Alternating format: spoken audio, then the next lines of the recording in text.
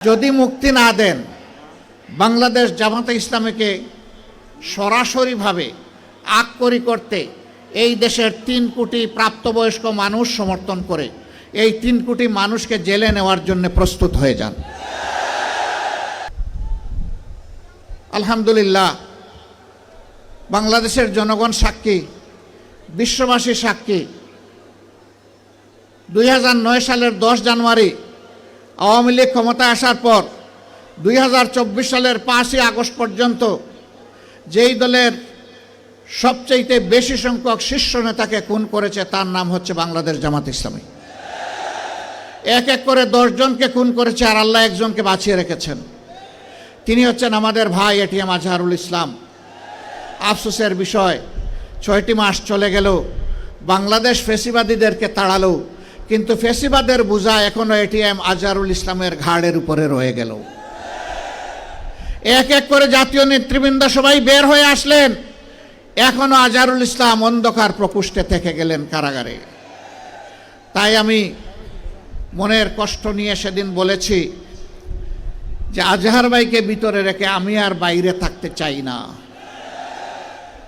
আমি সরকারকে অনুরোধ করেছি আগামী 25 তারিখ আমি স্বেচ্ছায় নিজেকে আইন শৃঙ্খলা বাহিনীর হাতে তুলে দিয়ে বলবো, আমাকে গ্রেপ্তার করুন এবং আমাকে কারাগারে পাঠান। যেদিন আজহারুল ইসলামের মুক্তি হবে তার পরের দিন আমার মুক্তিটা দিয়েন। 13টি বছর কারাগারের অন্ধকার প্রকোষ্ঠে দুঃখে দুঃখে জীবনের সাথে তিনি লড়াই করছেন। এই সময়টা প্রিয়তমা সহধর্মিণীকে তিনি হারিয়েছেন। এই সময়টা তার পরিবার ছিন্ন ভিন্ন হয়ে গিয়েছে। সেই মানুষটার উপরে আর জুলুম করবেন না, দয়া করে তাকে এখনই মুক্তি দেওয়ার ব্যবস্থা করুন।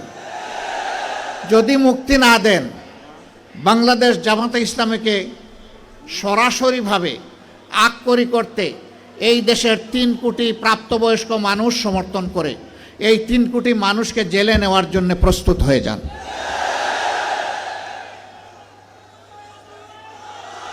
আমার সম্মানিত ভাইরা,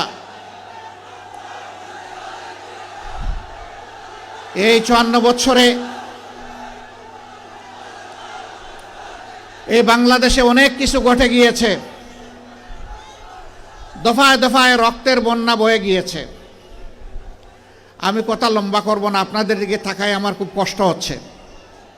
আমরা ছায়ায় আছি আর আপনারা কঠোর রোদের মধ্যে আছেন।